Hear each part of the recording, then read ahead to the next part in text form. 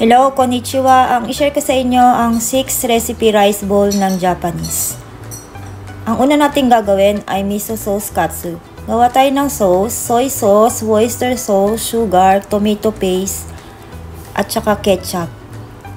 Ang pinakapanglasa niya ay consomme powder. Lagyan nyo rin siya ng konting tubig. Tapos pakuluin nyo lang siya.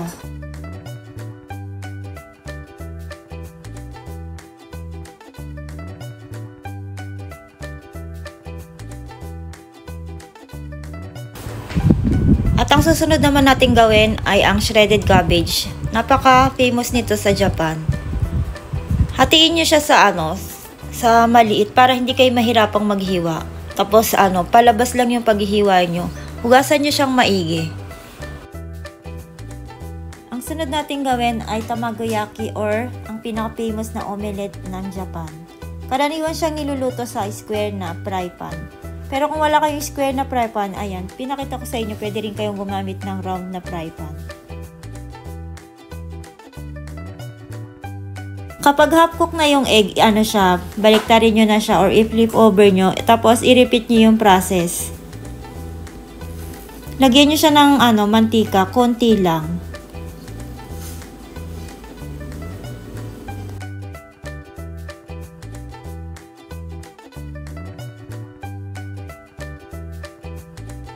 Ang sunod nating gawin ay ang ating meat.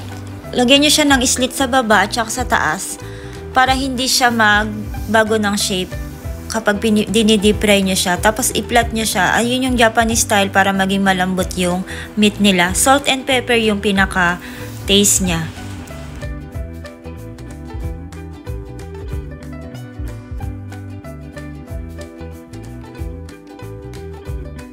I-massage nyo lang yung salt and pepper sa meat. Tapos, i-sprinkle nyo siya ng flour. Both side. Yung pinaka-butter natin ngayon ay flour at saka water at isang egg. I-dip nyo siya sa butter liquid. Gamitin nyo yung dalawang kamay nyo. Yung kaliwa sa butter liquid, tapos yung kanan para sa pangko. Para hindi madumihan yung kamay nyo. Tapos, siguraduhin nyo na mainit yung mantika, 170 degree para maganda yung pagkakaprito nyo. Hanggang sa mag-golden brown siya. 3 minutes both side. Hanggang sa makita nyo yung ganyan na yung pagkaka-golden brown.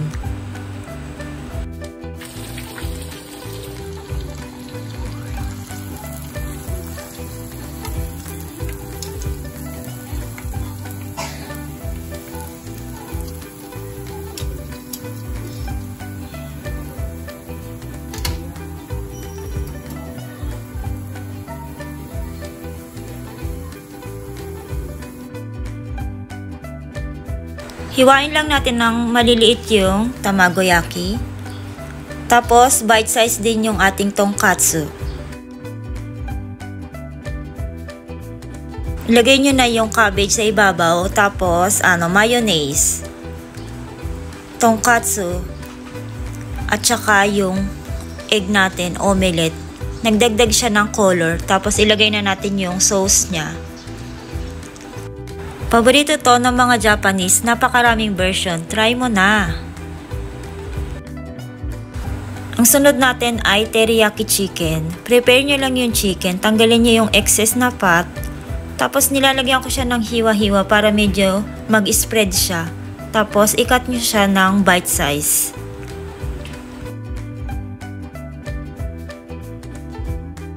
Ang sunod natin gawin ay i-marinate ang chicken sa soy sauce, mirin, sake at saka sugar. I-leave nyo lang siya ng 10 minutes. Mag-boil pala kayo ng tubig bago nyo ilagay ang egg.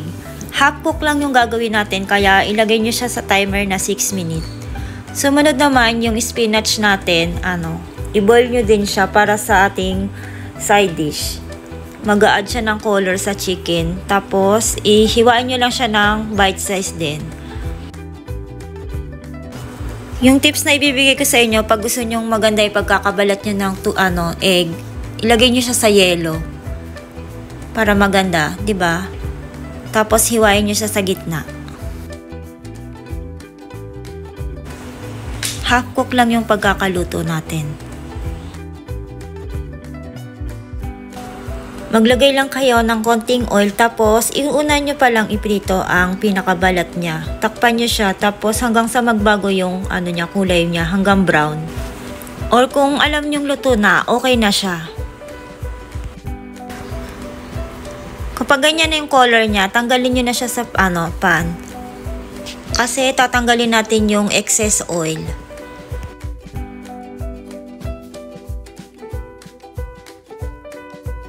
Paper towel pala yung ginagamit ko para yan sa mga deep frying. Ilagay nyo na pala ulit yung marinade sauce nyo. Tapos pakuluin nyo siya hanggang mag-caramelize siya. Tapos ibalik nyo na ulit yung chicken.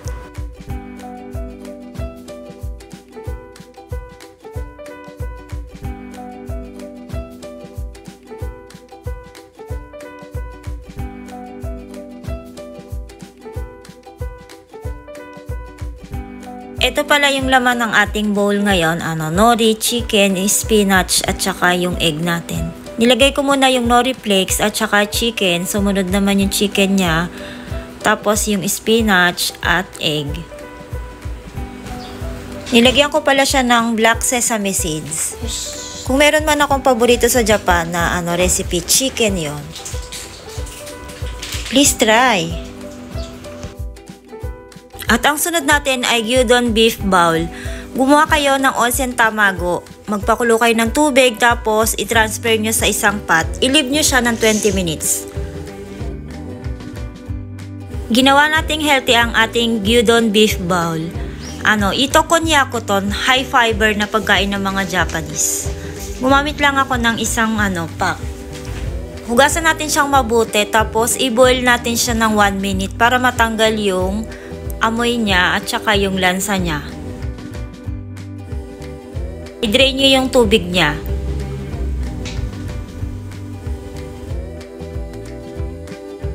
Ang gulay na gagamitin natin ngayon ay long green onion at saka 1/2 onion.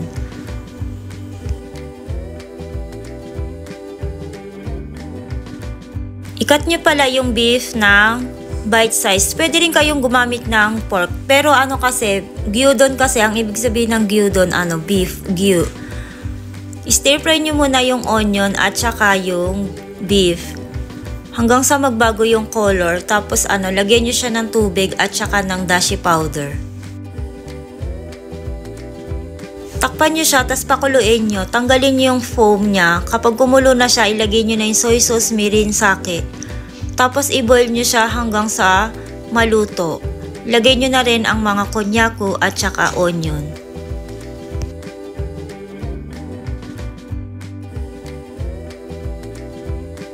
Check nyo siya kung luto na. Ang ibig sabihin pala ng donburi ay rice bowl. Maraming version ang donburi sa Japan. Ito yung pinaka main donburi ng Japanese. Ang ibig sabihin pala ng onsen tamago, niluluto siya sa hot water sa onsen sa Japan. Tapos kapag katapos niyang maluto sa hot water, parang custard na yung pag kinalabasan niya. Diba, napakadali lang.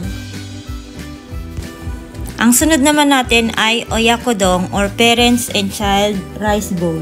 Ang una natin gagawin ay parsley. Ikat nyo siya ng 2 cm, tapos paghiwalayin nyo ang kanyang stem at saka leaves. Katulad ng ganyan. Hugasan nyo siyang mabuti. Madali lang din yung ingredients ng oyakodon kasi long green onion lang siya at saka onion.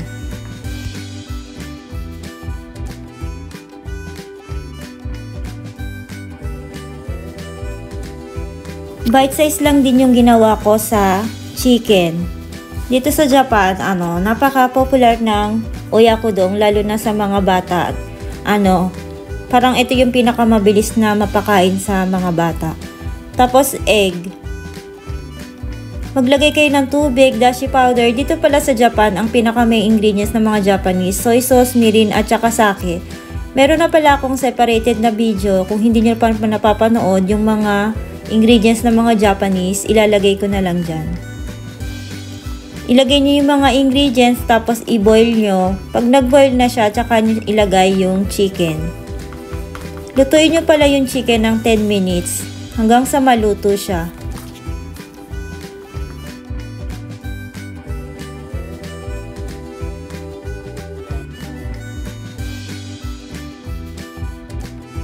Kapag luto na yung chicken, ilagay nyo na yung egg. Huwag nyo masyadong i-beat yung egg, slight lang. Tapos i-pour nyo na siya sa chicken. Ilagay nyo yung stem, tapos pakuluin nyo siya ng 1 minute. I-cover nyo lang siya ng 1 minute. Tapos ilagay nyo na siya sa ibabaw ng rice. And then yung pinaka-toppings niya, yung leaves. At saka nori, para lang magdagdag ng color.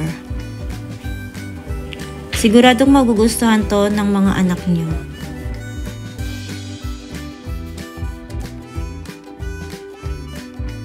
Ang sumunod naman natin ay soboro donburi. Ibig sabihin nitong soboro ay mincemeat na itatap sa rice. Ang pinaka-gulay natin or vegetable ay ingen or spring beans. Tanggalin nyo lang yung hindi na kailangan na part. I-cut nyo lang siya ng slanting para may design siya. Dito pala sa Japan, hindi ka lang kailangan dapat masarap magluto, dapat yung mga design importante. Boil nyo lang siya ng 2 minutes. Tapos, ito palang egg recipe, isang style ng mga Japanese na pagluluto. 3 egg yung nilagay ko. Check nyo muna yung mantika kung mainit bago nyo siya ilagay. Tapos, gumamit kayo ng chopstick or hashi. Continue lang yung pag-mix para hindi siya mamuo. Kapag ganyan na siya, patayin nyo na yung apoy. I-continue lang siya sa pag-mix. Parang din siya, minced na meat.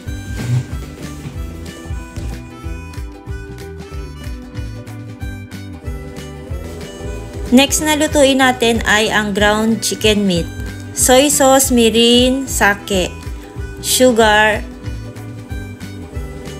at saka dashi powder. Bago nyo pala i-turn on ang heat, make sure na haluin nyo muna siya hanggang sa maging brown at magbago yung kulay or maluto, hanggang sa maluto.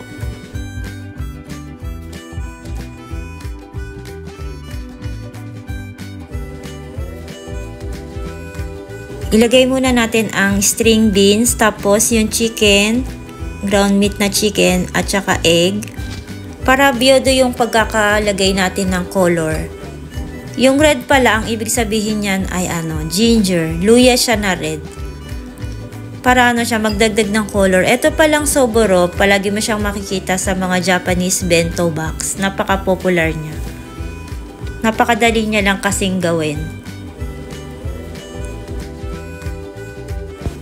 Ang pinakahuli sa lahat ay butadon.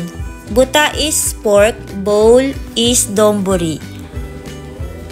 Hiwain nyo lang yung pork sa gitna, hatiin nyo siya. Tapos maglagay kayo na palagi ng slit kapag ipiniprito nyo siya kasi para hindi siya magbago or kumulubot yung baboy.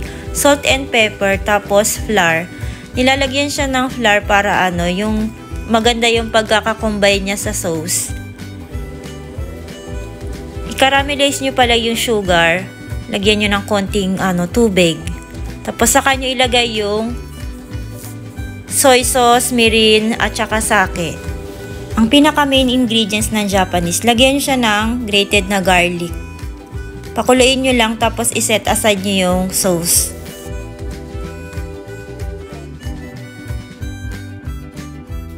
Iprito nyo pala yung pork hanggang sa magbago yung color niya. Mabilis lang siyang lutuin kasi manipis lang. Kapag luto na siya, ilagay nyo na yung sauce. Gugustuhan nyo talaga ang butadong recipe kasi napaka-sweet ng sauce niya. Lalo na pag nag-thicken na siya or yung madry na yung sauce niya. Nilagyan ko siya ng cabbage para healthy yung rice natin. Mayonnaise yung pinaka-sauce niya. Ilagay mo yung baboy sa ibabaw. Tapos egg. Yung egg na ginawa ko, half cook.